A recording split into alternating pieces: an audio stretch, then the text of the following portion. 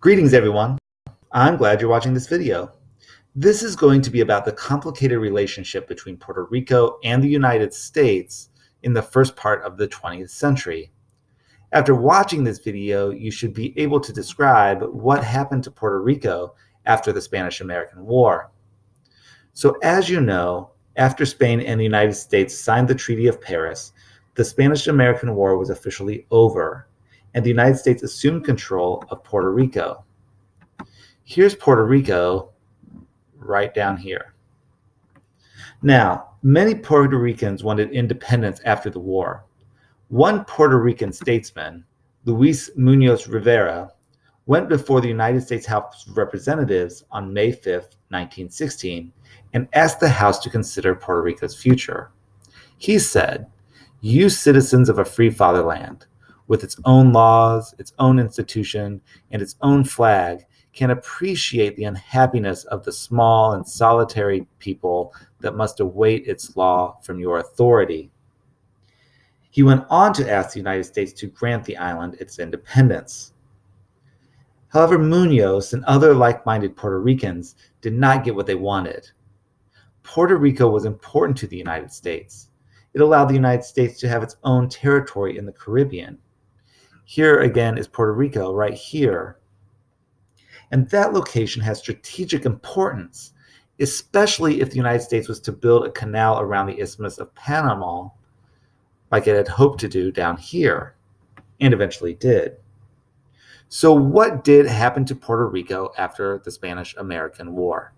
The United States military stayed in Puerto Rico after the war, and it helped make some improvements to the island's infrastructure. But even though General Nelson A. Miles told the Puerto Ricans during the Spanish-American War that the Americans were on their island to protect Puerto Ricans, their property, and, quote, bestow upon you the immunities and blessings of the liberal institutions of our government, when the war was over, the island remained occupied by the United States military. In 1900, the United States passed the Foraker Act, which both officially ended the U.S. military rule over the island and set up a Puerto Rican government. The Foraker Act also gave Puerto Ricans the ability to elect some members of their own legislature. However, this law also gave the President of the United States the power to appoint Puerto Rican's governor and members of the upper house of the Puerto Rican legislature. That means that the United States president was going to handpick some of the most influential policymakers in Puerto Rico. In other words, the United States was setting up Puerto Rican government to make sure that Puerto Rico did what the United States wanted. With all of this power that the United States was exerting over Puerto Rico, you may be wondering why the U.S. just didn't make Puerto Rico a state. After all, the United States took over territory before and made the territories it took over states.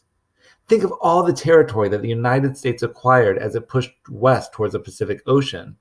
Those territories like Missouri, Kansas, Nebraska, all those territories eventually became states. That was not going to be the case in Puerto Rico. In 1901, there were a series of cases before the Supreme Court called the Insular Cases. The court ruled that Puerto Rico was inhabited by, and warning, this is offensive, quote, alien races who were unable to comprehend the Anglo-Saxon principles. The Supreme Court ruled that even though the United States controlled Puerto Rico, the Constitution did not apply to the island, and Puerto Rico wasn't going to become a state. Although in 1917, when the United States was in the midst of sending soldiers to the battlefields of World War I, American citizenship was extended to Puerto Ricans. So now that you've watched this video, you should be able to discuss what happened to Puerto Rico after the Spanish-American War. That discussion should include analysis of the Foraker Act and the Insular Cases. Thank you for watching.